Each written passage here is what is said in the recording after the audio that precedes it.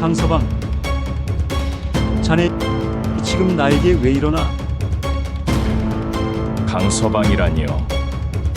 저는 서울지검 특수부 강도현 검사입니다. 지금부터 수사에 성실히 임해주시길 바랍니다. 앞으로 더 다양한 사연 소개할 수 있도록 구독과 좋아요, 알림 설정 꼭 부탁드리겠습니다. 그럼 사연 시작하겠습니다. 서울지검 특수부 회의실. 2024년 10월에 어느 쌀쌀한 오후였다. 강도현 검사는 새로 배당받은 사건 파일을 넘기다가 손이 멈췄다. 피의자 명단 맨 위에 적힌 이름을 보고 그는 깊은 한숨을 내쉬었다. 한상수, 국회의원. 바로 자신의 장인이었다. 이럴 수가. 도현은 중얼거리며 파일을 다시 펼쳤다. 혐의는 건설업체로부터의 뇌물수수와 로비 의혹이었다.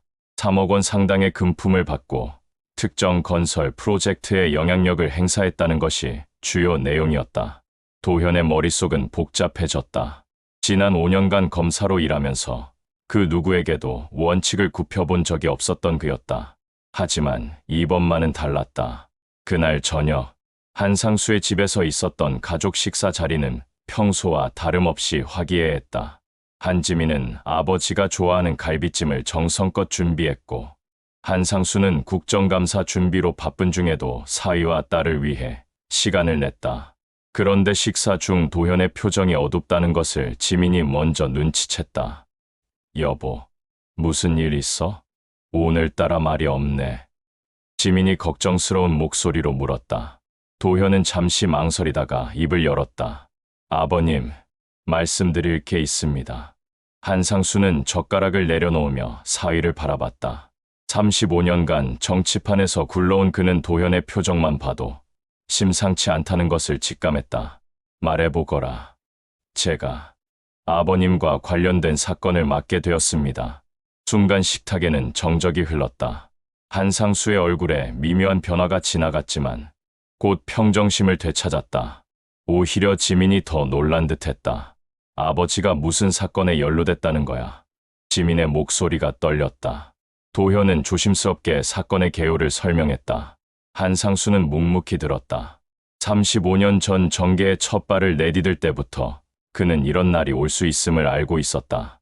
정치인은 언제든 함정에 빠질 수 있다고 후배들에게도 자주 말하곤 했다. 그래서 어떻게 할 생각이냐? 한상수가 차분하게 물었다. 도현은 잠시 주저했지만 곧 단호한 목소리로 답했다. 원칙대로 하겠습니다. 가족이라고 해서 달리할 수는 없습니다. 한상수는 고개를 끄덕였다. 그래야지. 나도 그렇게 생각한다.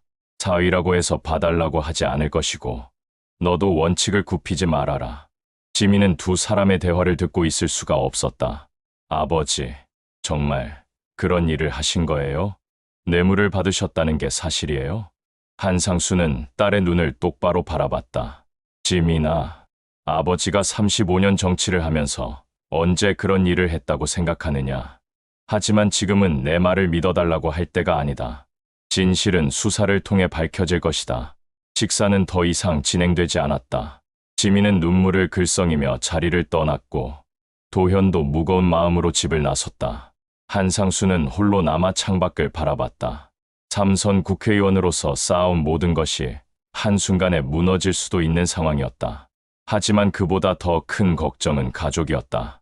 특히 사위 도현이 이 일로 얼마나 고통받을지가 마음에 걸렸다. 다음 날 아침, 도현은 사무실에서 사건 파일을 다시 검토했다. 혐의 사실들이 하나하나 정리되어 있었지만 뭔가 석연치 않은 부분들이 있었다. 증거들이 너무 완벽하게 갖춰져 있다는 느낌이었다.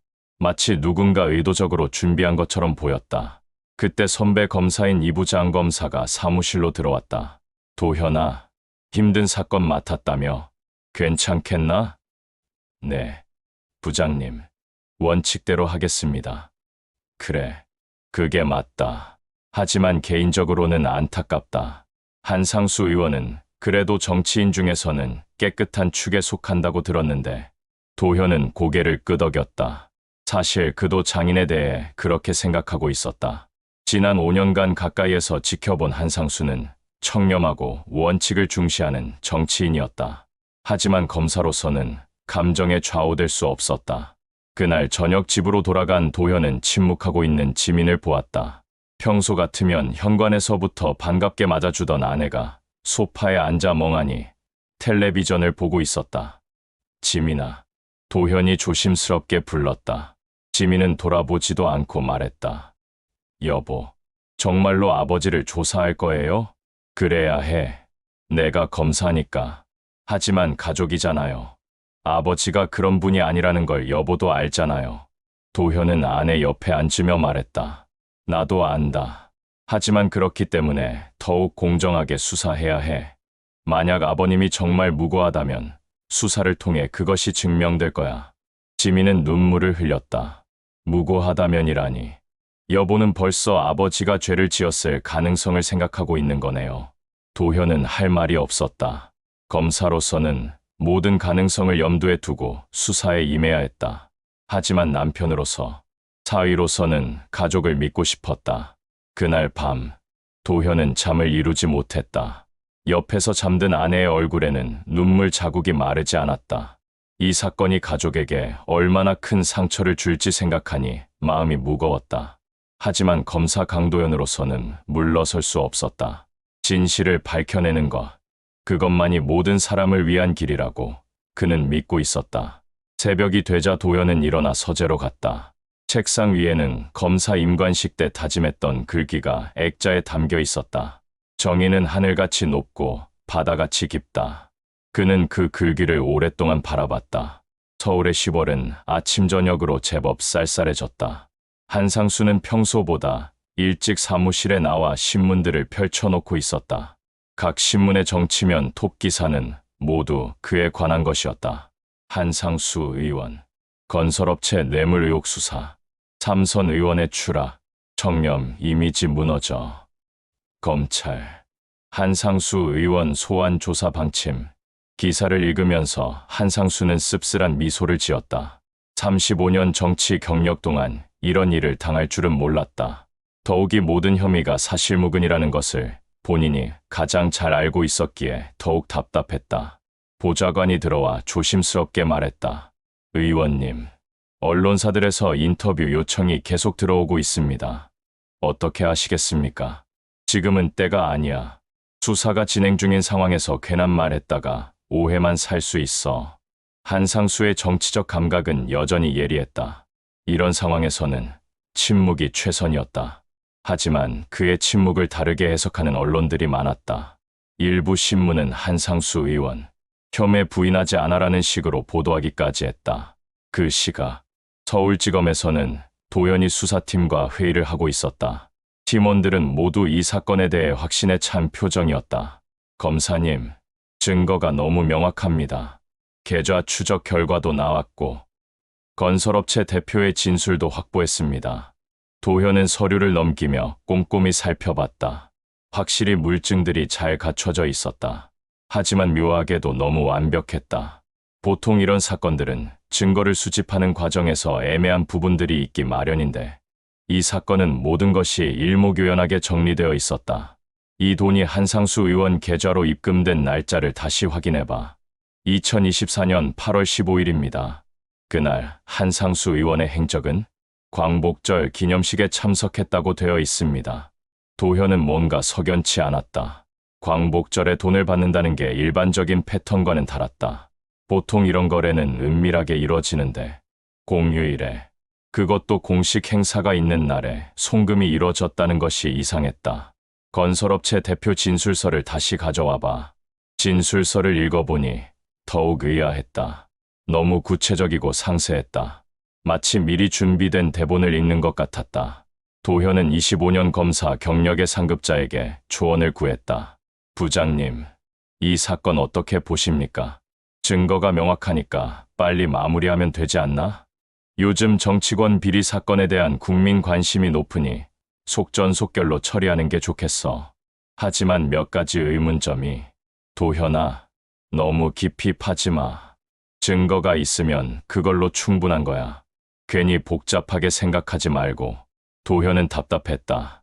상급자의 말도 틀린 것은 아니었지만 검사로서의 직감이 뭔가 다르다고 속삭이고 있었다.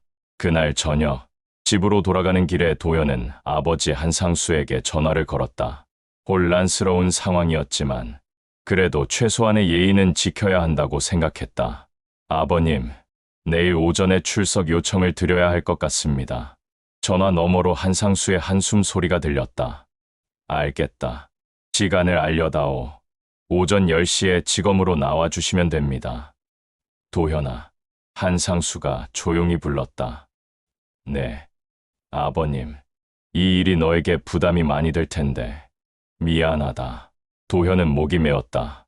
장인이 자신에게 미안하다고 하는 것이 더욱 마음을 아프게 했다. 아닙니다. 아버님, 제가 해야 할 일을 할 뿐입니다. 그래, 너는 올바른 검사야. 원칙을 지켜라. 전화를 끊고 도연은 한동안 차 안에 앉아 있었다. 장인의 목소리에서 체념과 동시에 사위에 대한 믿음이 느껴졌다. 그것이 도연을 더욱 혼란스럽게 만들었다. 집에 도착하자 지민이 현관에서 기다리고 있었다. 얼굴이 많이 상해 있었다. 여보, 오늘 학교에서 애들이 뉴스 봤다고 물어보더라. 지민은 중학교 교사였다. 아이들은 순수하지만 때로는 잔인할 정도로 직설적이었다. 선생님의 아버지가 뉴스에 나왔다는 것을 모르는 척할 리가 없었다. 힘들었겠다. 여보, 정말로 아버지가 그런 일을 했을까요? 저는 도저히 믿을 수가 없어요. 어렸을 때부터 지켜봤는데 아버지는 그런 분이 아니에요. 도현은 아내를 끌어안았다. 나도 그렇게 생각해.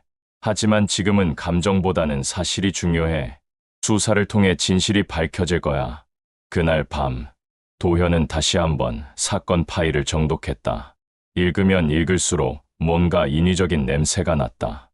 하지만 구체적으로 무엇이 잘못됐는지는 찾아낼 수 없었다.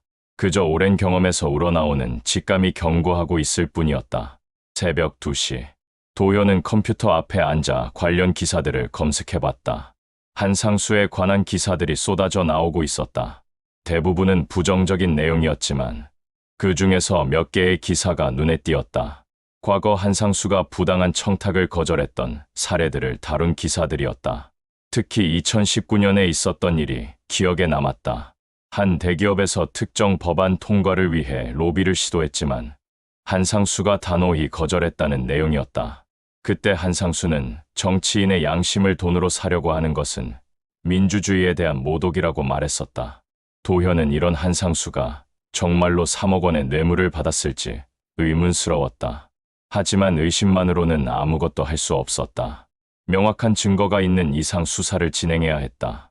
다음 날 오전 10시, 한상수가 서울지검에 출석했다. 언론들이 몰려들었고 플래시가 터졌다. 한상수는 의연한 표정으로 걸어들어갔지만 마음 한구석은 쓸쓸했다. 35년 정치 인생에서 이런 굴욕을 당할 줄은 생각지도 못했다. 조사실에서 도연과 한상수는 마주 앉았다. 장인과 사위가 아닌 검사와 피해자로서 만난 것이었다. 성함과 생년월일을 말씀해 주세요. 공식적인 조사가 시작되었다. 도현은 최대한 감정을 배제하고 진행했지만 한상수는 그런 사위의 모습을 보며 안쓰러웠다. 조사는 3시간 동안 계속됐다. 한상수는 모든 혐의를 부인했고 자신은 결백하다고 주장했다. 도현은 증거들을 제시했지만 한상수의 설명도 나름대로 논리적이었다. 아버님, 그럼 이 돈이 아버님 계좌로 들어간 것은 어떻게 설명하시겠습니까? 나도 모른다. 누군가 내 명의로 계좌를 만들었거나 아니면 다른 방법으로 조작한 것 같다. 도현은 한상수의 눈을 바라봤다. 거짓말하는 사람의 눈과는 달랐다. 하지만 물증 앞에서는 개인적인 판단을 유보해야 했다. 한상수에 대한 첫 조사가 끝난 후 언론의 관심은 더욱 뜨거워졌다. 저녁 뉴스마다 이 사건이 톱뉴스로 다뤄졌고 정치권은 한상수를 둘러싸고 갈등하기 시작했다. 여당 내부에서도 한상수를 옹호하는 쪽과 거리두기를 하는 쪽으로 나뉘었다. 지민은 학교에서 더욱 힘든 하루를 보내야 했다. 동료 교사들은 직접적으로 말하지는 않았지만 시선이 예전과 달랐다. 점심시간에 교무실에서 들린 수군거림이 그녀의 마음을 아프게 했다. 한지민 선생님 아버지 말이야. 조용히 해. 들으면 어떻게 해. 지민은 그 자리를 피해 화장실로 갔다. 거울 속 자신의 모습이 초라해 보였다. 아버지에 대한 믿음과 현실 사이에서 그녀는 갈등하고 있었다. 그날 저녁, 집으로 돌아온 지민은 도현이 서재에서 서류를 보고 있는 것을 발견했다. 그녀는 조심스럽게 문을 두드렸다. 여보, 저녁 준비됐어요. 도현은 고개를 들었다. 아내의 얼굴에 피로가 가득했다. 지민아, 힘들지? 지민은 도현 앞에 앉으며 말했다. 여보, 아버지가 정말 그런 일을 했다고 생각해요? 도현은 잠시 말을 멈췄다. 나도 모르겠어. 하지만 증거요? 지민의 목소리가 높아졌다. 여보는 아버지를 5년 동안 지켜봤잖아요. 아버지가 어떤 분인지 모르나요? 그래. 나도 아버님이 그런 분이 아니라는 걸 알고 있어. 하지만 검사로서는 검사. 맨날 검사 얘기만 하네요. 지민이 화를 냈다. 검사이기 전에 남편이고 사위잖아요. 도현은 아내의 화를 이해했다. 하지만 자신의 입장도 설명해야 했다. 지민아, 내가 이 일을 맡지 않았다면 다른 검사가 했을 거야. 그럼 아버님에게 더 불리했을 수도 있어. 그럼 여보는 아버지를 도울 생각은 없다는 거네요? 도움을 준다는 게 무슨 뜻이야? 증거를 조작하거나 숨기라는 뜻이야. 지민은 눈물을 흘렸다. 그런 게 아니에요. 아버지가 억울하다고 하는데 그걸 믿어주면 안 돼요? 도현도 목소리가 높아졌다. 믿고 싶어. 나도 아버님을 믿고 싶다고. 하지만 검사가 개인적인 감정으로 사건을 처리할 수는 없어. 부부는 서로를 바라보며 침묵했다. 결혼 5년 만에 처음으로 이렇게 큰 갈등을 겪고 있었다. 그 시각, 한상수는 자신의 서재에서 과거 일기장을 뒤적이고 있었다. 2019년 대기업 로비 거절 사건을 기록한 부분을 찾아봤다. 그때 그는 일기에 이렇게 적었었다. 오늘 오후 건설에서 특별한 제안을 해왔다. 법안 통과를 도와달라며 상당한 금액을 제시했다. 당연히 거절했다. 정치인의 양심은 돈으로 살 수 없다. 한상수는 씁쓸하게 웃었다. 그때 그 양심이 지금 자신을 구해줄 수 있을지 의문스러웠다. 현재 상황에서는 과거의 선행보다 현재의 물증이 더 중요했다. 다음 날 아침, 한상수는 딸에게 전화를 걸었다. 지민의 목소리는 여전히 상해 있었다. 아빠, 안녕하세요. 지민아, 어제 도현이랑 싸웠다며? 지민은 놀랐다. 도현이 아버지에게 말했을 리는 없는데 어떻게 알았을까? 아빠가 어떻게? 내 목소리만 들어도 알 수 있어. 35년 키운 딸인데. 지민은 눈물이 났다. 아빠, 저는 정말 모르겠어요. 도현이는 아빠를 조사하면서도 아무렇지도 않은 것 같고. 지민아, 도현이를 탓하지 마라. 그 친구는 자기 일을 하고 있는 거야. 하지만 아빠는 가족이잖아요. 한상수는 깊은 한숨을 쉬었다. 지민아, 나는 도현이가 검사로서 원칙을 지키는 게 자랑스럽다. 만약 그 친구가 나 때문에 원칙을 굽힌다면 그건 더 큰 불행이야. 아빠, 그리고 지민아, 아빠는 결백해. 시간이 걸리더라도 진실은 밝혀질 거야. 그때까지 도현이와 싸우지 마라. 전화를 끊고 지민은 한동안 생각에 잠겼다. 아버지는 이런 상황에서도 남편을 이해하라고 했다. 하지만 그녀로서는 두 사람 사이에서 어떻게 해야 할지 막막했다. 그날 오후, 도현은 사건 관련 자료를 다시 검토하고 있었다. 그런데 한 가지 이상한 점을 발견했다. 뇌물로 지목된 돈이 입금된 계좌의 개설일이 사건 발생 2주 전이었다. 보통 정치인들은 비자금 계좌를 오랫동안 사용하는데 이건 너무 최근에 만든 것이었다. 도현은 은행 담당자에게 연락을 취했다. 계좌 개설 과정에 대해 자세히 알아보고 싶었다. 며칠 후, 마침내 그 인물을 특정할 수 있었다. 하지만 담당자의 답변은 예상과 달랐다. 본인이 직접 오셔서 개설하셨습니다. CCTV도 확인해봤는데 틀림없이 한상수 의원 본인이었습니다. 도현은 고개를 갸우뚱했다. 한상수가 직접 계좌를 개설했다는 것이 사실이라면 더욱 의심스러웠다. 왜 하필 그 시기에 새로운 계좌를 만들었을까?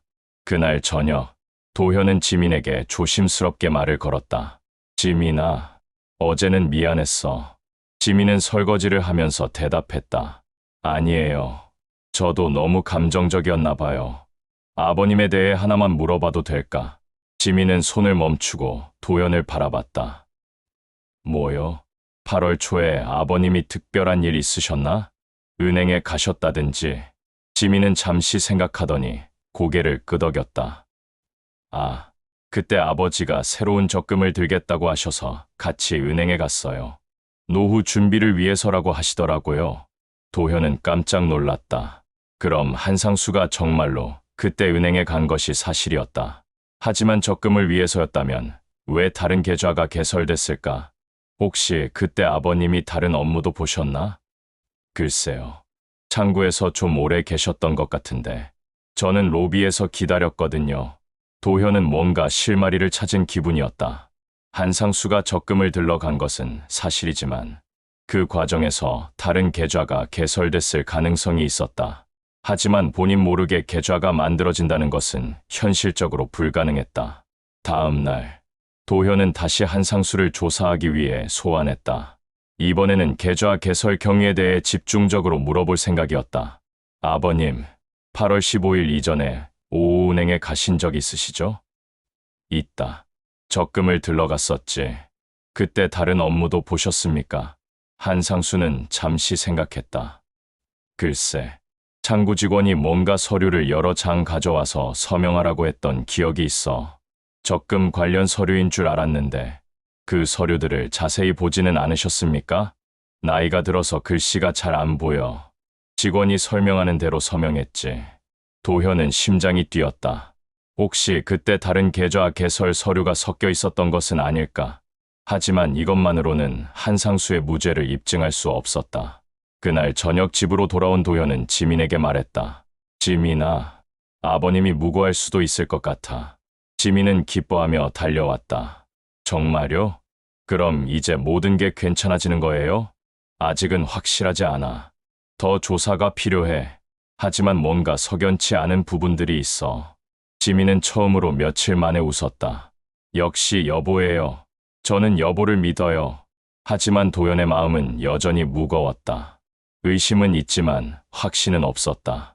그리고 설령 한상수가 무고하다고 해도 그것을 증명하는 것은 별개의 문제였다. 그날 밤 한상수는 홀로 술을 마시고 있었다. 평생 술을 즐기지 않았던 그였지만 이런 상황에서는 술의 힘을 빌리고 싶었다. 문득 5년 전 도연과 처음 만났던 날이 떠올랐다. 그때 도연은 자신에게 인사를 하며 말했다.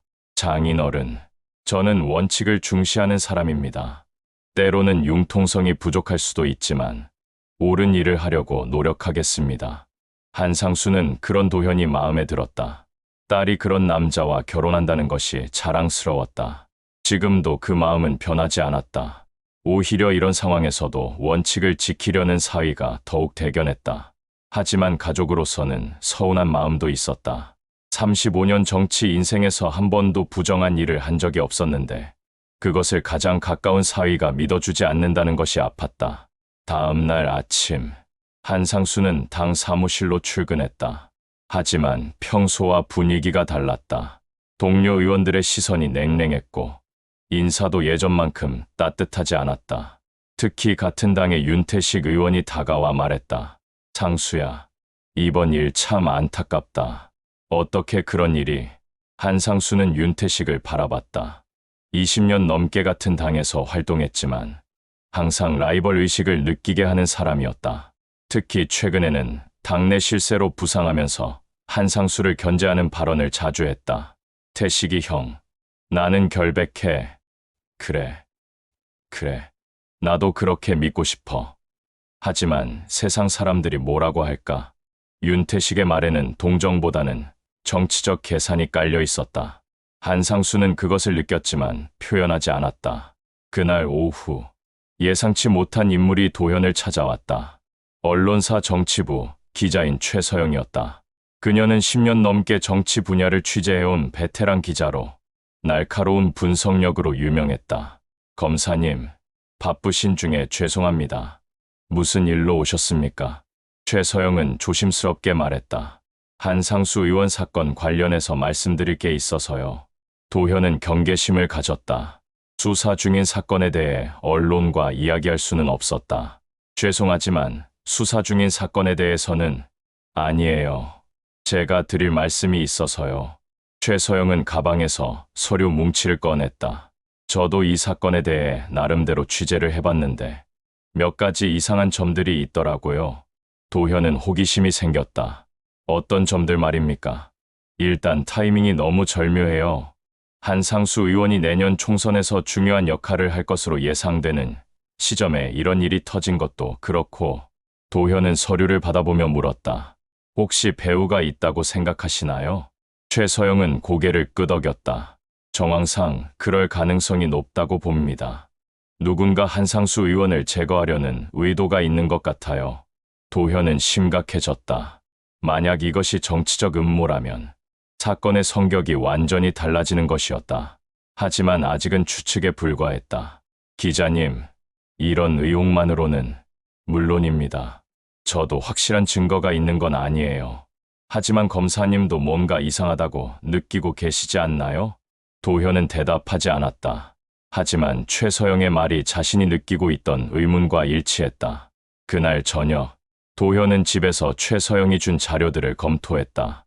한상수의 정치적 행보, 당내 경쟁자들의 움직임, 사건 발생 전후의 언론 보도, 패턴 등이 자세히 정리되어 있었다.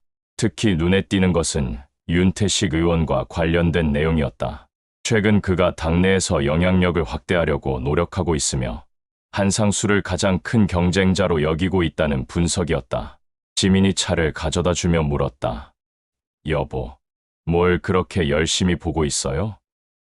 아, 사건 관련 자료야. 아버지한테 도움이 되는 거예요? 도현은 잠시 망설이다가 말했다. 아직 확실하지는 않지만 아버님이 누군가의 음모에 휘말렸을 가능성도 있어. 지민의 얼굴이 밝아졌다. 그럼 아버지는 정말 무죄인 거네요. 아직 단정할 수는 없어. 하지만 더 깊이 조사해 볼 필요는 있을 것 같아. 그날 밤, 도현은 오랫동안 잠을 이루지 못했다. 사건이 단순한 뇌물수수가 아니라 정치적 음모일 가능성이 높아지면서 수사의 방향을 바꿔야 할 것 같았다. 하지만 그러기 위해서는 더 확실한 증거가 필요했다. 다음 날 아침, 도현은 최서영 기자가 제공한 자료를 바탕으로 새로운 관점에서 사건을 재검토하기 시작했다. 특히 윤태식 의원의 움직임에 주목했다. 지난 6개월간 윤태식은 당내에서 급속히 영향력을 확대하고 있었고 한상수를 겨냥한 발언들을 자주 했다는 것이 확인됐다. 도현은 조심스럽게 윤태식 주변 인물들을 조사하기 시작했다. 하지만 이는 매우 민감한 작업이었다. 현직 국회의원을 수사한다는 것은 정치적으로 큰 파장을 일으킬 수 있었다. 그날 오후, 도현은 건설업체 대표를 다시 소환했다. 이번에는 좀 더 자세히 진술의 경위를 확인하고 싶었다. 김 대표님, 처음 진술할 때 누가 동석했습니까? 변호사가 함께 있었습니다. 그 변호사는 누가 소개해 줬나요? 김 대표는 잠시 망설였다. 그게 윤태식 의원실에서 소개해 줬습니다. 도현의 눈이 번쩍했다. 윤태식 의원실에서요? 네. 이 사건이 터지고 나서 윤 의원실에서 연락이 와서 좋은 변호사를 소개해 주겠다고 했습니다.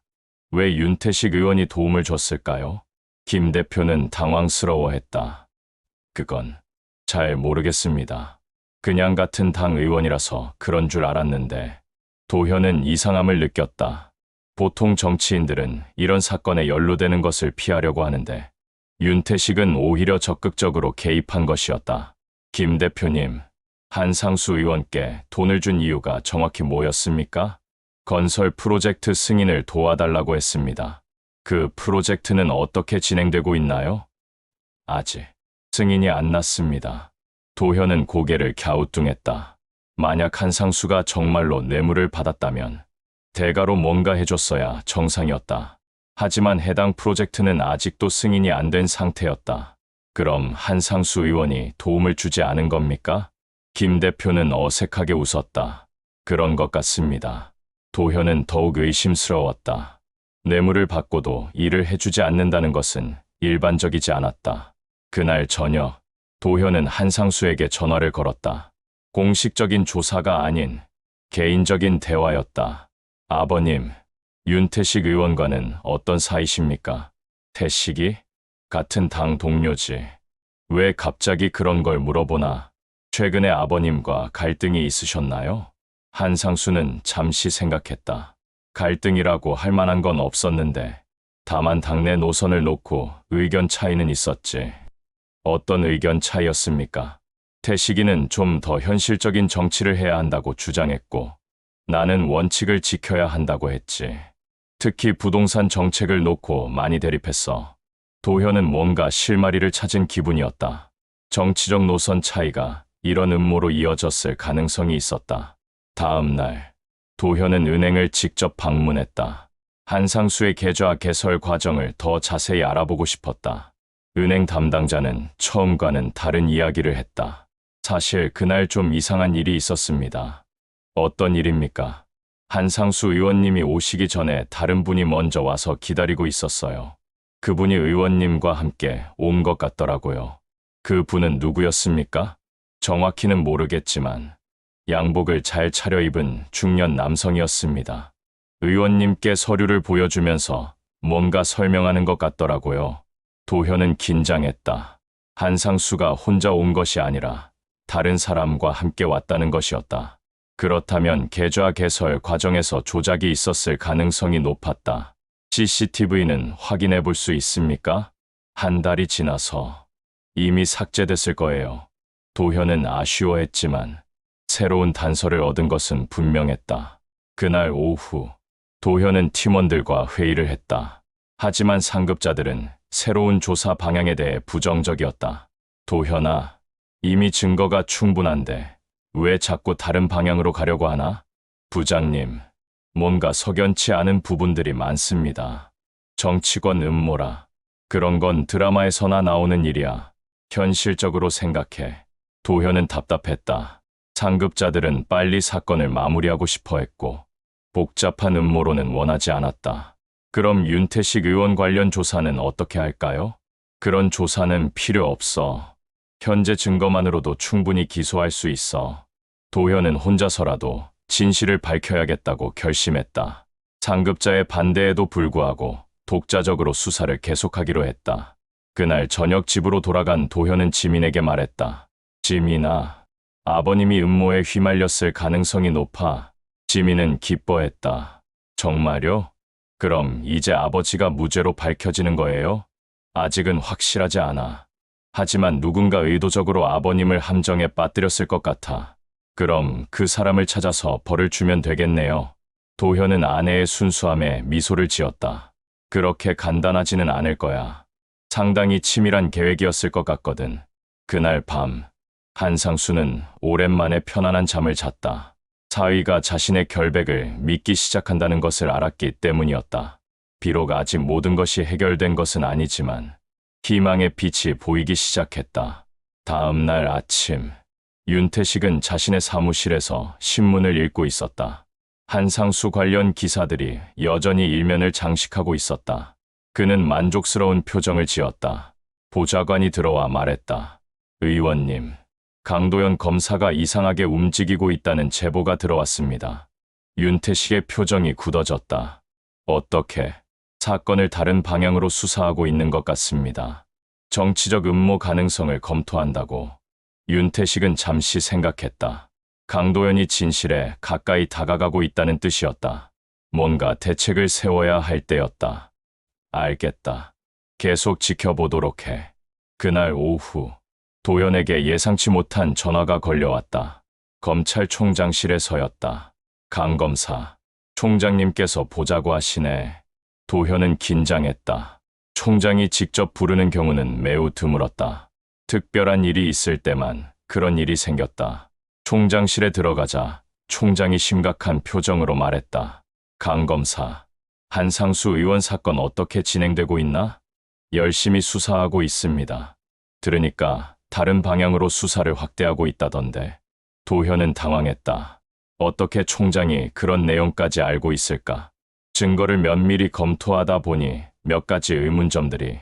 총장이 손을 들어 말을 멈춰 세웠다. 강 검사, 정치적으로 민감한 사안이야. 괜한 확대 해석하지 말고 현재 증거선에서 마무리하는 게 어떨까? 도현은 압박을 느꼈다. 하지만 검사로서의 신념을 굽힐 수는 없었다. 총장님, 진실을 밝혀내는 것이 검사의 의무 아닙니까? 물론이지. 하지만 때로는 큰 그림을 봐야 할 때도 있어. 도현은 총장실을 나오며 복잡한 심정이었다. 이제 조직 내부에서도 압박이 시작된 것이었다. 하지만 그럴수록 더욱 진실에 가까이 다가가고 있다는 확신이 들었다. 도현은 최서영이 제공한 정보를 바탕으로 윤태식 의원 측근 기업들에 대한 자금 추적을 시작했다. 하지만 이 작업은 혼자서 하기에는 한계가 있었다. 팀원들의 도움이 필요했지만 상급자들의 반대 때문에 공식적으로 진행하기 어려운 상황이었다. 그런 중에 예상치 못한 도움의 손길이 나타났다. 후배 검사인 박민수가 조심스럽게 다가온 것이었다. 선배님, 한상수 의원 사건에서 뭔가 이상한 점을 발견했습니다. 어떤 점? 자금 출처를 추적하다가 우연히 발견한 건데 윤태식 의원과 관련된 계좌에서 비슷한 시기에 거액이 이동한 흔적이 있더라고요. 도현은 반가웠다. 자신만 이상함을 느끼고 있는 것이 아니었다. 민수야, 이 일 위험할 수 있어. 괜찮겠나? 선배님, 진실을 밝혀내는 것이 검사의 의무 아닙니까? 저도 도와드리겠습니다. 두 사람은 비밀리에 수사를 진행하기로 했다. 낮에는 공식적인 업무를 하고 저녁과 주말을 이용해 별도 조사를 하기로 했다. 그날 저녁, 한상수는 구치소에 수감되었다. 검찰이 구속영장을 청구한 것이었다. 도현은 이 결정에 반대했지만 상급자들의 뜻을 막을 수는 없었다. 지민은 아버지가 구속되었다는 소식을 듣고 크게 충격을 받았다. 학교에서 수업 중에 연락을 받고는 그 자리에서 주저앉고 말았다. 아버지가 구속됐다고요? 도현은 아내를 위로하려 했지만 그 자신도 괴로웠다. 장인이 구속되는 것을 막지 못한 자신이 원망스러웠다. 지민아, 아직 끝난 게 아니야. 재판에서 무죄를 입증할 수 있어. 하지만 아버지가 감옥에 계시잖아요. 무죄한 분이 왜 이런 고생을 해야 하는 거예요? 지민은 눈물을 쏟아내며 도현에게 매달렸다. 여보, 제발 아버지를 도와주세요. 진짜 음모라면서요? 도현은 아내를 꼭 안으며 다짐했다. 지민아, 내가 반드시 진실을 밝혀낼게. 아버님은 꼭 무죄로 나오실 거야. 그날 밤, 한상수는 차가운 구치소 침상에 누워 있었다. 35년 정치 인생에서 가장 굴욕적인 순간이었다. 하지만 그보다 더 마음 아픈 것은 가족들이 받을 상처였다. 특히 사위 도현이 얼마나 괴로워할지 생각하니 가슴이 미어졌다. 다음 날 아침, 언론들은 한상수의 구속 소식을 대대적으로 보도했다. 청렴, 이미지의 추락, 삼선 의원의 몰락 등의 자극적인 헤드라인이 신문 일면을 장식했다. 윤태식은 이런 보도들을 보며 만족스러워했다. 모든 것이 계획대로 진행되고 있었다. 하지만 강도현의 움직임은 여전히 변수였다. 의원님, 강 검사가 계속 이상하게 움직이고 있습니다. 보좌관이 보고했다. 어떻게 하고 있다는 거냐? 윤 의원님과 관련된 자료들을 수집하고 있는 것 같습니다. 윤태식은 심각해졌다. 더 이상 방관할 수는 없었다. 검찰 고위층에 연락해봐. 이 사건을 빨리 마무리하도록 압력을 가할 필요가 있겠어. 그날 오후, 도현은 또다시 총장실에 불려갔다. 이번에는 더욱 직접적인 압박이었다. 강 검사, 한상수 사건 언제까지 끌 생각인가? 총장님, 수사를 통해 새로운 사실들이 밝혀지고 있습니다. 새로운 사실? 이미 충분한 증거가 있지 않나? 도현은 용기를 냈다. 총장님, 이 사건에는 정치적 음모가 개입되어 있을 가능성이 높습니다. 총장의 얼굴이 굳어졌다. 강 검사, 음모로는 그만두게.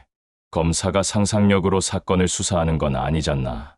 하지만 증거? 구체적인 증거가 있나? 도현은 아직 결정적인 증거를 확보하지 못한 상태였다. 정황상 의심스러운 부분들은 많았지만 법정에서 통용될 만한 물증은 부족했다. 시간을 좀 더 주시면. 강 검사, 총장이 목소리를 높였다. 이미 충분한 시간을 줬어. 더 이상 확대 수사는 안 된다. 현재 증거선에서 기소 준비를 해. 도현은 절망적이었다. 조직의 압력이 점점 강해지고 있었다. 하지만 포기할 수는 없었다. 그날 저녁, 도현은 박민수와 함께 카페에서 만났다. 공개적으로 만나기 어려운 상황이라 조심스럽게 약속을 잡았다. 선배님, 윤태식 의원 측근 기업 계좌를 더 깊이 조사해봤습니다. 어떤 결과가 나왔어? 박민수는 서류를 꺼내며 설명했다. 한상수 의원께 입금된 3억 원과 정확히 같은 금액이 이 계좌에서 빠져나간 흔적이 있습니다. 그리고 그 시기도 일치해요. 도현은 흥분했다. 정말. 그럼 이제 결정적인 증거를 찾은 거야. 네. 하지만 문제가 있습니다. 이 계좌는 페이퍼 컴퍼니 명의로 되어 있어서 직접적으로 윤태식 의원과 연결하기가 어렵습니다. 도현은 고민에 빠졌다. 증거는 있지만 법적으로 입증하기에는 부족했다. 그래도 이걸로 수사 방향을 바꿀 수는 있을 거야. 하지만 선배님, 상부에서 압력이 심하다고 들었는데. 도현은 한숨을 쉬었다. 그래, 쉽지 않을 거야. 하지만 우리가 안 하면 누가 하겠어? 다음 날, 도현은 구치소에 있는 한상수를 면회했다. 며칠 사이에 많이 초췌해진 장인을 보니 마음이 아팠다. 아버님, 몸은 괜찮으십니까? 한상수는 씁쓸하게 웃었다. 나이가 들어서 이런 곳에 있으니까 몸이 따라주질 않는구나. 아버님, 곧 나가실 수 있을 겁니다. 도현아, 너 때문에 마음이 아프다. 저 때문에요? 한상수는 사위를 바라보며 말했다. 내가 내 사위라는 이유로 이렇게 고생하고 있잖아. 다른 검사였다면 이미 기소하고 끝났을 텐데. 도현은 고개를 저었다. 아닙니다. 아버님, 저는 검사로서 진실을 밝히려는 것뿐입니다. 진실. 한상수가 중얼거렸다. 진실은 때로는 권력보다 약하단다. 무슨 말씀이십니까? 이 사건 뒤에 누가 있는지 나도 어느 정도 짐작하고 있어. 하지만 증명하기는 쉽지 않을 거야. 도현은 놀랐다. 아버님도 아시는 겁니까? 35년 정치를 했는데 이 정도는 눈치챌 수 있지. 하지만 도현아, 너무 무리하지는 마라.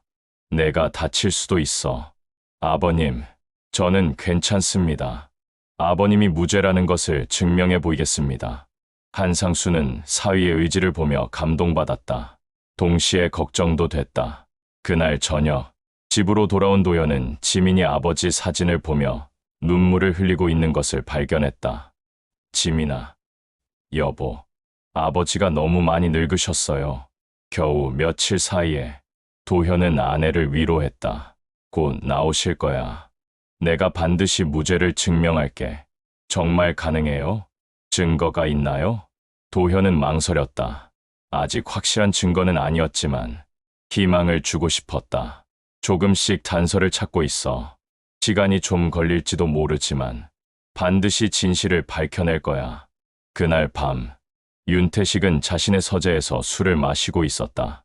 모든 것이 순조롭게 진행되고 있었지만 한 가지 걱정이 있었다. 바로 강도현이었다. 보좌관이 전화를 걸어왔다. 의원님, 강 검사가 포기하지 않는 것 같습니다. 계속 수사를 진행하고 있어요. 그래, 참 끈질긴 놈이구나. 어떻게 하시겠습니까? 윤태식은 잠시 생각했다. 이제 좀 더 적극적인 조치가 필요할 때였다. 강도현의 약점을 찾아봐. 모든 사람에게는 약점이 있어. 알겠습니다. 다음 날 오전, 도현은 팀회의에서 윤태식 관련 수사 필요성을 다시 한번 제기했다. 하지만 반응은 여전히 차가웠다. 도현아, 이제 그만해. 상부에서도 빨리 마무리하라고 지시가 내려왔어. 하지만 새로운 증거들이 나오고 있습니다. 어떤 증거? 정황상 의심스럽다는 것 말고 확실한 증거가 있나? 도현은 답답했다. 아직 결정적인 증거를 완전히 확보하지 못한 상태였다. 시간을 좀 더 주시면. 안 돼. 이미 여론도 나빠지고 있고 정치권에서도 압력이 들어오고 있어. 결국 도현은 공식적인 수사에서는 한계에 부딪혔다. 하지만 포기할 생각은 없었다. 개인적으로라도 진실을 밝혀내겠다고 다짐했다. 그날 오후, 최서영 기자가 다시 연락해왔다. 이번에는 더욱 중요한 정보를 가지고 있었다. 검사님, 결정적인 증거를 찾았습니다. 무엇입니까? 윤태식 의원의 측근이 한상수 의원을 함정에 빠뜨리기 위해 계획을 세웠다는 녹음 파일을 입수했습니다. 도현은 깜짝 놀랐다. 정말입니까? 네. 하지만 이걸 공개적으로 사용하기는 어려울 것 같아요. 불법 녹음일 가능성이 높거든요. 도현은 복잡한 심정이었다. 증거는 있지만 법적으로 사용하기 어려운 상황이었다. 그래도 내용은 들어볼 수 있습니까? 물론입니다. 만나서 들려드릴게요. 그날 저녁, 두 사람은 조용한 카페에서 만났다. 최서영이 재생한 녹음 파일에는 충격적인 내용이 담겨 있었다. 한상수를 제거하는 방법을 찾았습니다. 계좌 조작을 통해 뇌물수수 혐의를 씌우는 거죠. 확실한 방법인가? 네. 본인이 모르는 사이에 계좌를 개설하고 그곳에 돈을 입금한 다음 건설업체 대표를 매수해서 진술하게 하면 됩니다. 도현은 분노가 치밀어 올랐다. 정말로 음모였던 것이다. 하지만 이 녹음 파일을 어떻게 활용할지가 문제였다. 기자님, 이 파일을 어떻게 구하셨습니까? 그건 말씀드리기 어렵습니다. 제보자가 있었는데 신변 보호 때문에 공개할 수 없어요. 도현은 고민에 빠졌다. 결정적인 증거지만 법적으로는 사용할 수 없는 딜레마에 빠진 것이었다. 하지만 이걸 바탕으로 다른 증거들을 찾아낼 수는 있을 거예요. 최서영이 말했다. 어떤 의미입니까? 녹음 내용에 나온 사람들을 추적하고 자금 흐름을 더 정밀하게 조사하면 법적으로도 사용할 수 있는 증거들을 찾을 수 있을 겁니다. 도현은 희망을 느꼈다. 이제 수사의 방향이 명확해졌다. 주말이 되자 도현은 박민수와 함께 본격적인 증거 수집 작업에 나섰다. 최서영이 제공한 녹음 파일을 바탕으로 관련 인물들을 추적하기 시작했다.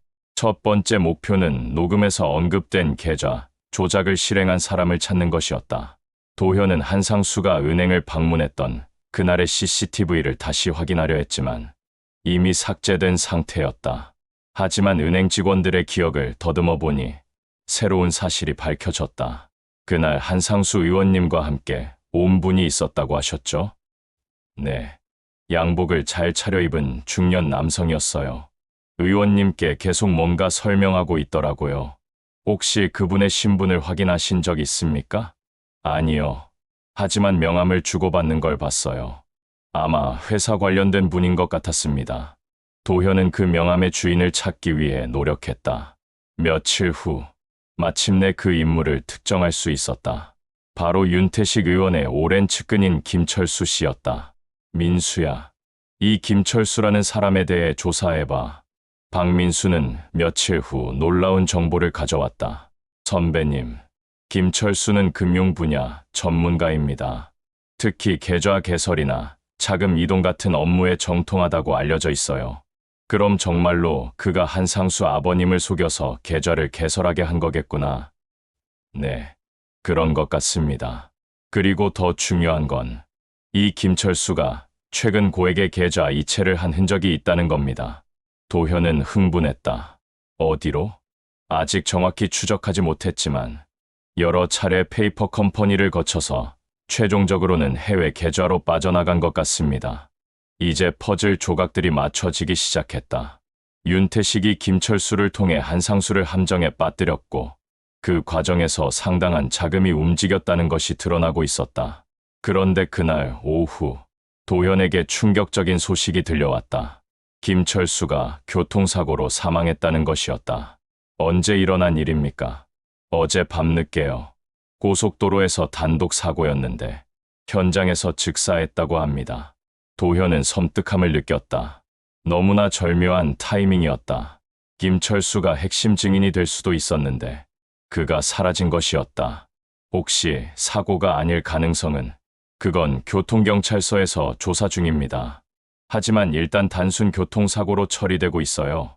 도현은 불안했다. 이제 김철수를 통한 증거 확보는 불가능해졌다. 하지만 포기할 수는 없었다. 다음 날, 도현은 다른 각도에서 접근하기로 했다. 건설업체 대표 김영수를 다시 소환한 것이었다. 이번에는 좀 더 구체적으로 진술의 진위를 확인하고 싶었다. 김 대표님, 처음 진술하실 때 변호사가 동석했다고 하셨죠? 네, 그렇습니다. 그 변호사와는 어떻게 알게 되셨나요? 김영수는 망설였다. 그게 윤태식 의원실에서 소개해줬다고 했죠. 네, 맞습니다. 그런데 왜 윤 의원이 도움을 주셨을까요? 평소에 친분이 있으셨나요? 아니요, 전혀 모르는 사이였습니다. 도현은 더욱 의심스러웠다. 그럼 갑자기 연락이 와서 변호사를 소개해준다고 했을 때 이상하다고 생각하지 않으셨나요? 김영수는 식은땀을 흘리기 시작했다. 그게 사실은 뭡니까? 김영수는 한참을 망설이다가 입을 열었다. 사실 윤 의원실에서 저에게 특정한 방식으로 진술하라고 요청했습니다. 도현은 깜짝 놀랐다. 드디어 핵심적인 증언이 나온 것이었다. 구체적으로 어떤 요청이었습니까? 한상수 의원에게 돈을 줬다고 진술하라는 거였습니다. 실제로는 그런 일이 없었는데, 그럼 처음 진술이 거짓말이었다는 겁니까? 김영수는 고개를 끄덕였다. 네, 죄송합니다. 윤 의원실에서 그렇게 하지 않으면 제 사업에 문제가 생길 수 있다고 협박했습니다. 도현은 드디어 결정적인 증언을 확보했다. 하지만 김영수가 위증죄로 처벌받을 수 있다는 점이 걱정됐다. 김 대표님, 이제라도 진실을 말씀해 주셔서 감사합니다. 하지만 위증죄 문제가 있을 수 있습니다. 알고 있습니다. 하지만 더 이상 거짓말로 살 수는 없을 것 같아서요. 그날 저녁, 도현은 흥분된 마음으로 집에 돌아갔다. 마침내 윤태식의 음모를 입증할 수 있는 결정적인 증언을 확보한 것이었다. 지민아, 좋은 소식이 있어. 지민은 부엌에서 뛰어나왔다. 정말요? 어떤 소식이에요? 아버님이 무죄라는 것을 증명할 수 있게 됐어. 지민은 기뻐서 도현을 끌어안았다. 정말이에요? 아버지가 집으로 오실 수 있는 거예요? 아직 시간이 좀 걸릴지도 모르지만 확실한 증거를 확보했어. 그날 밤 지민은 오랜만에 편안한 잠에 들었다. 반면 도현은 흥분해서 잠을 이루지 못했다. 다음 날 아침, 도현은 상급자에게 새로운 증언에 대해 보고했다. 하지만 반응은 예상과 달랐다. 도현아, 그 증언이 신빙성이 있다고 생각하나? 부장님, 김영수 대표가 직접 거짓 진술을 했다고 인정했습니다. 하지만 그 사람이 이제 와서 말을 바꾸는 게 이상하지 않나? 혹시 다른 압력을 받은 건 아닐까? 도현은 답답했다. 진실을 말하는 것을 오히려 의심하고 있었다. 부장님, 그럼 이 증언을 무시하자는 겁니까? 무시하자는 게 아니라 신중하게 검토해보자는 거야. 너무 성급하게 판단하면 안 돼. 결국 또다시 시간이 지체되는 상황이 됐다. 도현은 조직 내부의 압력이 얼마나 강한지 새삼 느꼈다. 그런 중에 예상치 못한 일이 벌어졌다. 김영수가 자신의 사무실에서 쓰러진 채 발견된 것이었다. 다행히 생명에는 지장이 없었지만 누군가 그를 습격한 것으로 보였다. 의식은 있습니까? 네. 하지만 상당히 충격을 받은 상태입니다. 도현은 급히 병원으로 달려갔다. 김영수는 병상에 누워 있었지만 의식은 또렷했다. 대표님, 누가 이런 짓을 했습니까? 잘 모르겠어요. 갑자기 뒤에서 누군가 덮쳤는데 얼굴은 못 봤습니다. 혹시 협박 내용을 녹음하거나 증거를 남겨놓은 것이 있습니까? 김영수는 고개를 끄덕였다. 사무실 금고에 녹음 파일이 있어요. 윤 의원 측근이 저를 협박한 내용입니다. 도현은 희망을 느꼈다. 마침내 법적으로도 사용할 수 있는 증거를 확보할 수 있게 된 것이었다. 그날 저녁, 도현은 경찰과 함께 김영수의 사무실을 수색했다. 금고에서 발견된 녹음 파일에는 충격적인 내용이 담겨 있었다. 김 대표, 처음 진술을 번복하면 큰일 날 줄 아시오. 사업 허가는 물론이고 다른 문제도 생길 수 있어. 하지만 거짓 진술을 했다는 게 들통났는데요. 그런 건 신경 쓰지 말고 원래 진술을 고수하시오. 그게 모두를 위한 일이야. 도현은 이 녹음이야말로 결정적인 증거라고 확신했다. 윤태식 측에서 증인에게 위증을 강요하고 협박한 명백한 증거였다. 다음 날 아침, 도현은 이 새로운 증거를 가지고 상급자에게 보고했다. 이번에는 더 이상 무시할 수 없을 정도로 확실한 증거였다. 부장님, 이제 윤태식 의원 수사를 공식화해야 할 것 같습니다. 상급자는 녹음 파일을 듣고 심각한 표정을 지었다. 이거 정말 윤 의원 측근이 한 말이 확실한가? 네. 김영수 대표가 직접 녹음한 것이고 통화 기록도 확인할 수 있습니다. 하지만 이것만으로 윤 의원을 직접 연결하기는 다른 증거들과 종합하면 충분히 입증 가능합니다. 결국 상급자도 더 이상 반대할 수 없었다. 너무나 명백한 증거가 나온 상황이었다. 알겠다. 윤태식 의원에 대한 수사를 시작하자. 드디어 도현이 원하던 수사 방향 전환이 이뤄진 것이었다. 하지만 이는 동시에 더 큰 정치적 파장의 시작이기도 했다. 윤태식에 대한 수사가 본격화되면서 정치권은 큰 충격에 빠졌다. 여당 내부는 물론 언론계까지 이 사건을 주목하기 시작했다. 특히 한상수가 무고하게 누명을 썼을 가능성이 높아지면서 검찰 수사에 대한 관심도 급증했다. 도현은 이제 팀을 이뤄 본격적인 수사에 돌입했다. 먼저 윤태식의 측근들을 하나씩 소환하기 시작했다. 하지만 대부분 입을 다물고 있었다. 오랫동안 함께 일해온 사람들이라 쉽게 배신하지 않았다. 그런 중에 김철수의 죽음에 대한 새로운 사실이 밝혀졌다. 교통경찰서에서 재조사한 결과 브레이크 라인에 인위적인 손상이 있었던 것으로 드러난 것이었다. 검사님, 김철수 씨 사망 사건이 단순 사고가 아닐 가능성이 높아졌습니다. 도현은 섬뜩함을 느꼈다. 살인 사건이라는 뜻입니까? 그럴 가능성이 큽니다. 브레이크 라인을 인위적으로 손상시킨 흔적이 발견됐거든요. 이제 사건의 성격이 완전히 달라졌다. 단순한 정치적 음모가 아니라 살인까지 저지른 중대 범죄였다. 도현은 즉시 살인사건 수사팀과 합동으로 수사를 진행하기로 했다. 김철수의 마지막 며칠간 행적을 추적하기 시작했다. 며칠 후 중요한 단서를 발견했다. 김철수가 사망하기 전날 윤태식과 긴 통화를 했다는 통신 기록이 나온 것이었다. 통화 내용은 알 수 있나요?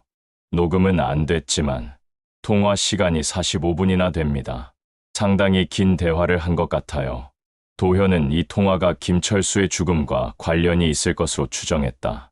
아마도 윤태식이 김철수에게 입을 다물라고 압박했을 가능성이 높았다. 그런데 그날 오후 예상치 못한 일이 벌어졌다.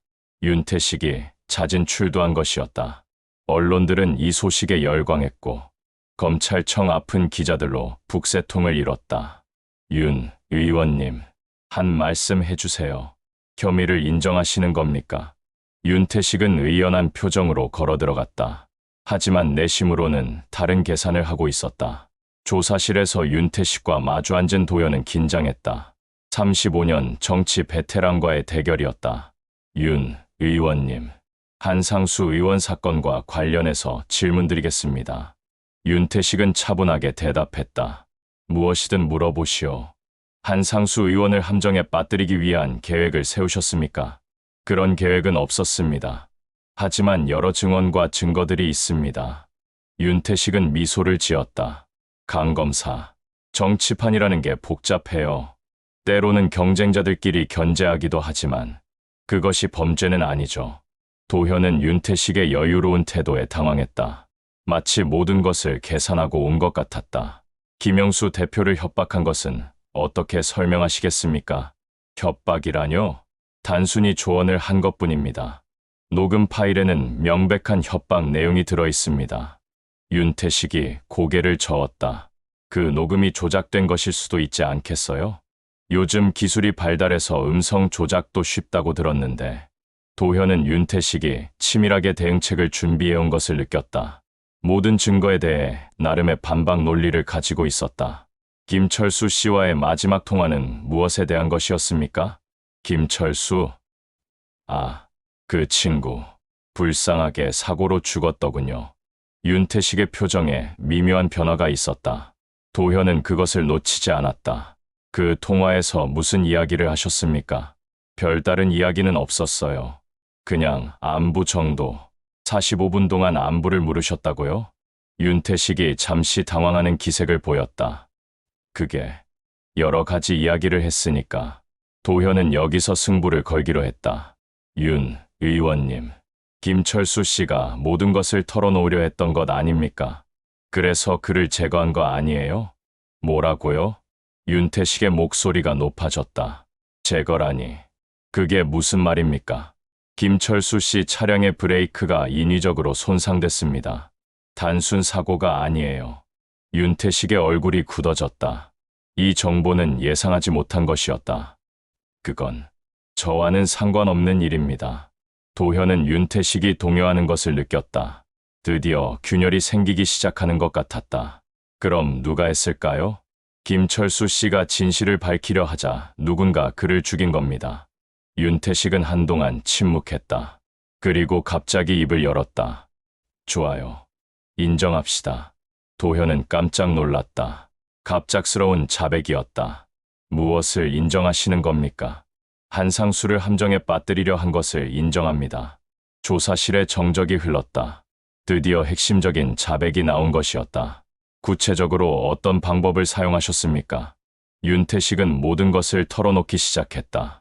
김철수를 시켜 한상수의 명의로 계좌를 개설하게 하고 건설업체 대표를 매수해 거짓 진술을 하도록 한 과정을 상세히 설명했다.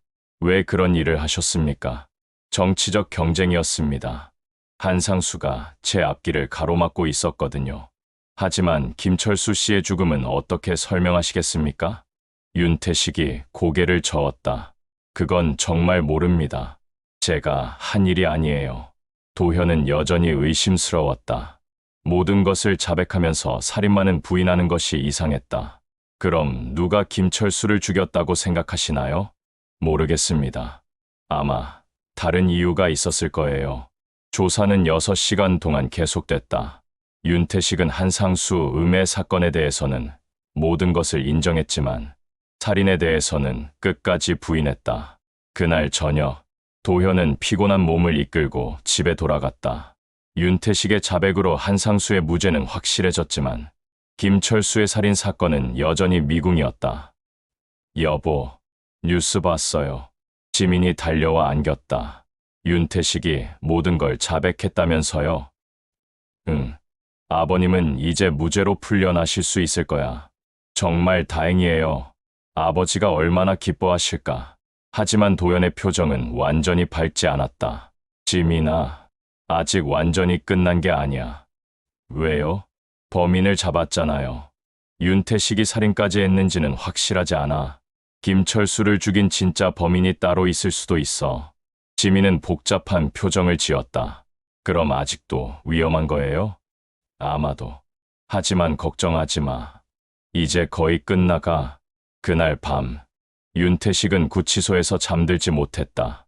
모든 것을 자백했지만 마음 한편으로는 후회가 밀려왔다. 35년 정치 인생이 한순간에 무너진 것이었다. 하지만 그보다 더 큰 걱정이 있었다. 김철수의 죽음 뒤에 숨은 진짜 검은 손이 누구인지 알고 있었기 때문이었다. 그리고 그것을 말할 수는 없었다. 자신의 목숨이 위험해질 수도 있기 때문이었다. 다음 날 아침, 한상수는 구치소에서 윤태식의 자백 소식을 들었다. 35년 정치 동료였던 사람이 자신을 이렇게 함정에 빠뜨렸다는 사실이 충격적이었다. 하지만 동시에 안도감도 들었다. 이제 자신의 결백이 증명된 것이었다. 곧 가족들의 품으로 돌아갈 수 있을 것이었다. 아버님, 지민이 면회를 왔다. 이제 곧 나오실 수 있어요. 한상수는 딸의 밝은 얼굴을 보며 미소 지었다. 그래, 이제 끝났구나. 도현이가 정말 열심히 했어요. 아버지를 위해서. 한상수는 고개를 끄덕였다. 그래, 나는 정말 좋은 사위를 뒀어. 하지만 그날 오후, 예상치 못한 사건이 일어났다. 윤태식이 구치소에서 의문의 사고를 당한 것이었다. 다른 수감자가 그를 공격했다는 것이었다. 다행히 생명에는 지장이 없었지만 상당한 부상을 입었다. 도현은 이 사건이 우연이 아닐 수도 있다고 생각했다. 혹시 누군가 윤태식의 입을 막으려 한 건 아닐까? 그럴 가능성이 있습니다. 아직 밝혀지지 않은 배우가 있을 수도 있어요. 도현은 사건이 아직 완전히 끝나지 않았음을 느꼈다. 윤태식 뒤에 더 큰 세력이 숨어 있을 가능성이 높았다. 그날 저녁, 최서영 기자가 도현에게 연락해왔다. 검사님, 중요한 정보가 있습니다. 만날 수 있을까요? 무슨 정보입니까? 김철수를 죽인 진짜 범인에 대한 단서를 찾았습니다. 도현은 긴장했다. 드디어 사건의 마지막 퍼즐 조각을 찾을 수 있을 것 같았다. 어디서 만날까요? 조심해야 할 것 같아요. 상당히 위험한 정보거든요. 그날 밤 두 사람은 인적이 드문 곳에서 만났다. 최서영은 긴장한 표정으로 서류를 건네주었다. 이걸 보세요. 김철수를 죽인 것은 윤태식이 아닙니다. 그럼 누구죠? 더 큰 배우가 있어요. 윤태식도 결국 그들의 도구였을 뿐이에요. 도현은 서류를 보며 충격을 받았다. 사건의 진짜 배우는 상상도 못한 인물이었다. 이 조직의 정체는 뭡니까? 도현이 물었다. 정확한 명칭은 알 수 없지만 정치인과 대기업, 그리고 일부 고위 공무원들이 연결된 비선 조직인 것 같습니다. 도현은 사건의 규모가 상상 이상으로 크다는 것을 깨달았다. 단순히 윤태식 개인의 야심이 아니라 더 큰 세력의 계획이었던 것이다. 그럼 한상수 아버님이 그들의 길을 막았다는 말씀인가요? 그렇습니다. 한상수 의원은 청렴한 정치인으로 유명했고 특히 부동산 개발 관련 법안에서 원칙적인 입장을 고수했죠. 그것이 이 조직의 이익에 큰 걸림돌이었던 겁니다. 도현은 이제 사건의 전체 그림이 보이기 시작했다. 한상수를 제거하고 부동산 개발에 유리한 정치인을 심으려는 거대한 계획이었던 것이다. 그런데 왜 윤태식이 모든 걸 자백했을까요? 최서영이 심각한 표정으로 말했다. 아마 협박을 받았을 겁니다. 자백하고 혼자 죄를 뒤집었으면 생명은 보장해주겠다고 했을 거예요. 도현은 섬뜩함을 느꼈다. 정말로 거대한 음모에 휘말린 것 같았다. 그럼 이 조직을 어떻게 잡을 수 있습니까? 쉽지 않을 겁니다. 이들은 오랫동안 활동해왔고 증거를 남기지 않는 데 능숙합니다. 하지만 도현은 포기할 생각이 없었다. 이미 너무 깊이 들어온 상황이었고 무엇보다 정의를 실현해야 한다는 사명감이 있었다. 그날 저녁 집으로 돌아온 도현은 지민에게 조심스럽게 말했다. 지민아, 앞으로 조심해야 할 것 같아. 왜요? 무슨 일이 있나요? 이 사건이 생각보다 복잡해. 혹시 모르니까 평소보다 주의 깊게 생활해. 지민은 불안해했다. 여보, 위험한 거예요? 아직은 확실하지 않아. 하지만 만약의 경우에 대비해서 조심하자. 그날 밤 도현은 창문 너머를 바라보며 생각에 잠겼다. 진실에 가까워질수록 위험도 함께 다가오고 있었다. 하지만 이미 시작한 일이었고 무엇보다 장인의 명예와 가족의 행복이 걸린 문제였다. 다음 날 아침, 도현은 박민수와 함께 김영수의 재진술을 공식화하는 작업을 시작했다. 하지만 상급자들의 반대는 여전했다. 도현아, 이런 식으로 수사를 뒤집는 것이 과연 옳은 일일까? 부장님, 진실이 밝혀진 이상 바로잡아야 하는 것 아닙니까? 하지만 이미 구속까지 했는데 갑자기 무죄라고 하면 검찰 신뢰도에 문제가 생길 수 있어. 도현은 어이가 없었다. 검찰의 체면이 진실보다 중요하다는 식으로 들렸다. 그럼 잘못된 것을 알면서도 그대로 진행하자는 말씀입니까? 그런 게 아니라 좀 더 신중하게 접근하자는 거야. 결국 도현은 혼자서라도 진실을 밝혀내기로 결심했다.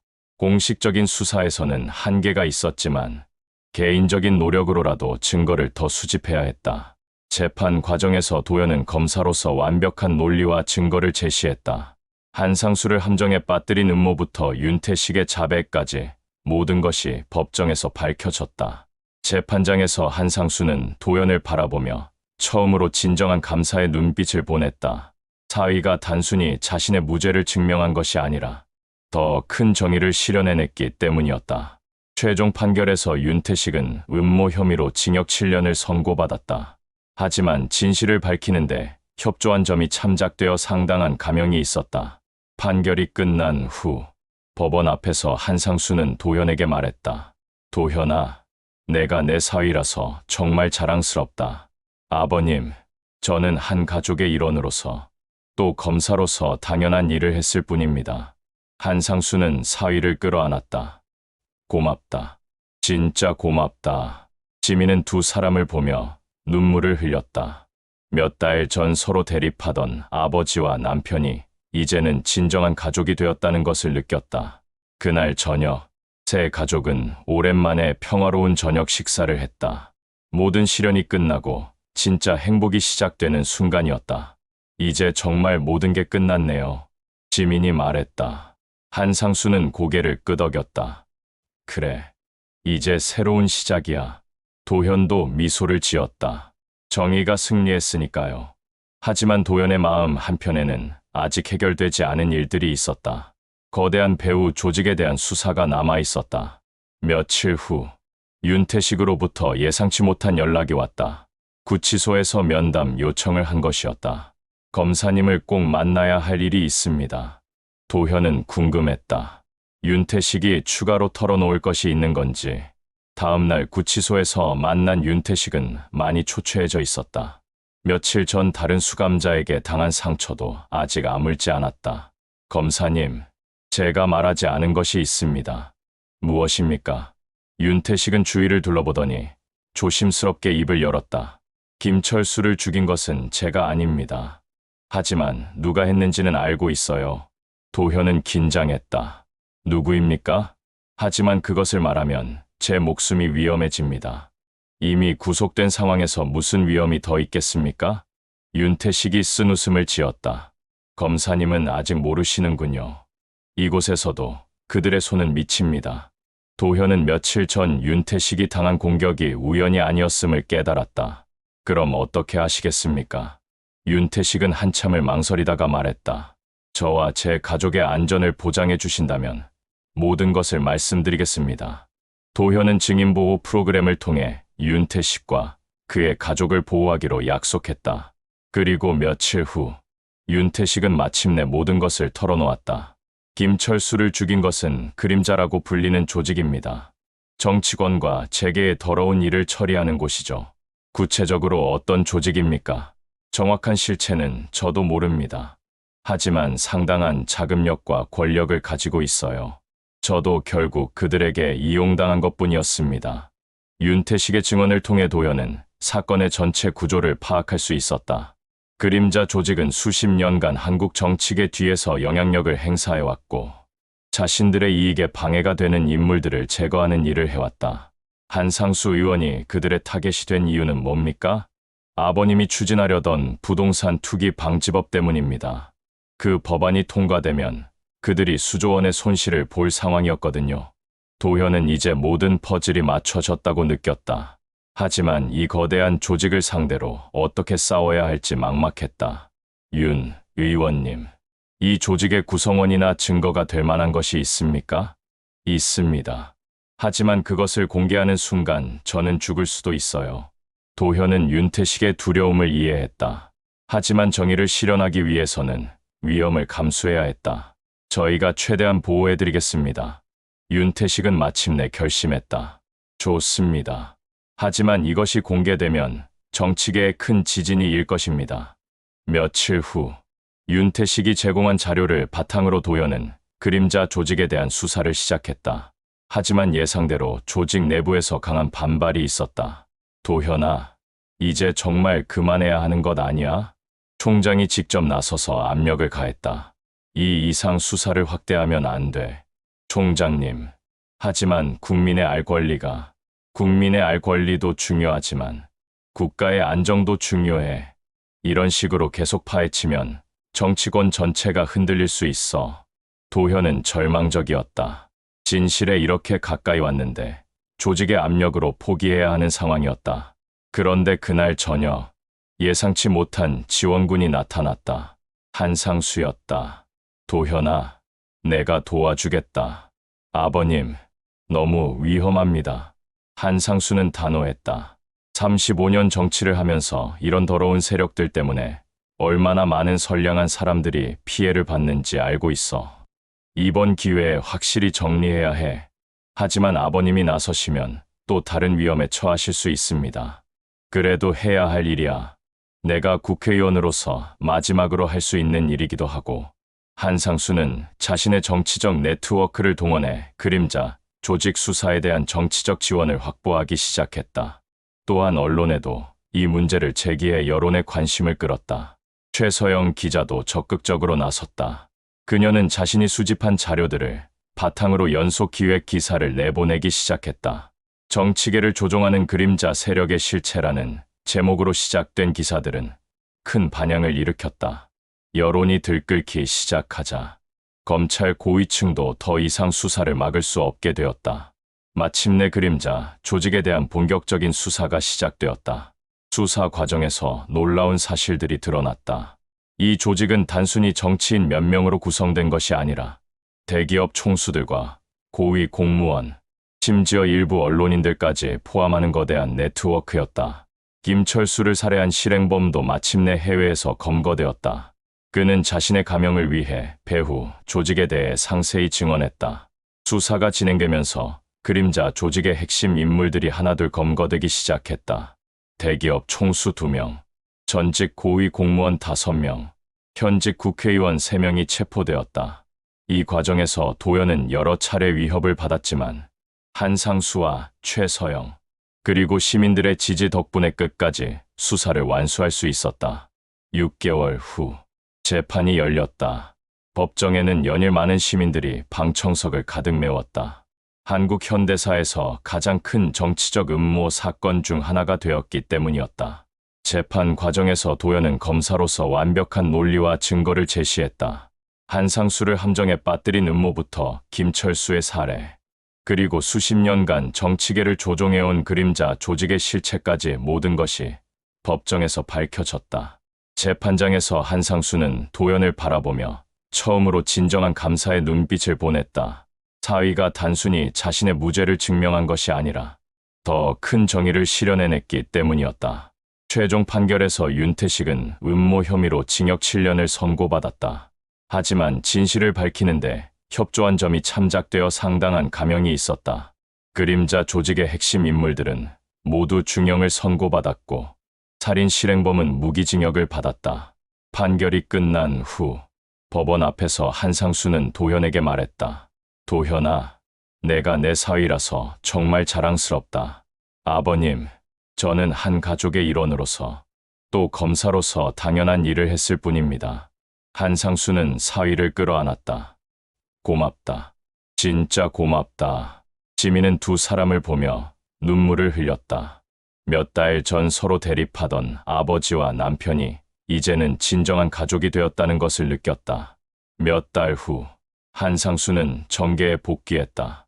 이번 사건을 통해 오히려 청렴한 정치인으로서의 명성이 더욱 높아졌기 때문이었다. 그는 앞으로 더욱 원칙을 지키는 정치를 하겠다고 다짐했다. 도현은 이번 사건의 공로를 인정받아 승진했다. 하지만 그에게 더 중요한 것은 정의를 실현했다는 성취감이었다. 지민은 학교로 돌아가 아이들을 가르치고 있었다. 아이들은 자신들의 선생님의 아버지와 남편이 나쁜 사람들을 잡은 영웅이라며 자랑스러워했다. 어느 일요일 오후, 세 사람은 한강공원에서 산책을 하고 있었다. 평범하지만 소중한 일상이었다. 아버지, 이제 정말 행복하세요? 지민이 물었다.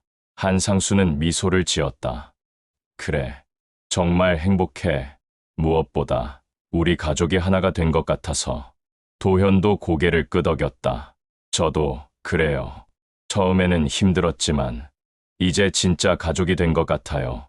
해질려 세 사람은 집으로 돌아가며 이야기했다. 정치와 이념의 차이는 그들을 잠시 갈라놓을 수 있었지만 진실과 정의는 결국 그들을 다시 하나로 만들었다.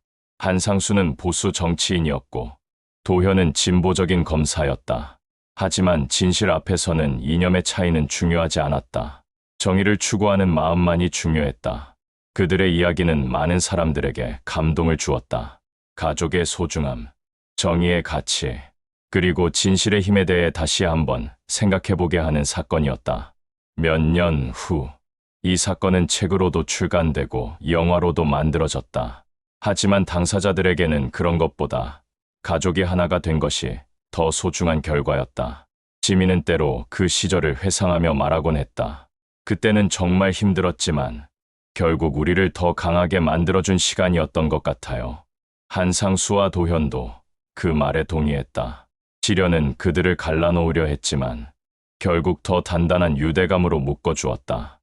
어느 겨울 저녁, 세 사람은 벽난로 앞에 앉아 담소를 나누고 있었다. 밖에는 눈이 내리고 있었지만 집 안은 따뜻했다. 도현아, 그때 정말 고생 많았다. 한상수가 말했다. 아니에요. 아버님, 저야말로 아버님을 믿지 못해서 죄송했습니다. 그런 말 하지 마. 내가 검사로서 원칙을 지킨 거잖아. 지민은 두 사람을 바라보며 흐뭇해했다. 이제 정말로 완벽한 가족이 되었다고 느꼈다. 정치와 이념은 사람들을 갈라놓을 수 있지만 진실과 정의는 결국 모든 사람을 하나로 만든다. 이것이 한상수, 강도현, 한지민 가족이 우리에게 남겨준 가장 소중한 교훈이었다. 끝까지 시청해 주셔서 감사드립니다. 시청 소감을 댓글로 부탁드립니다.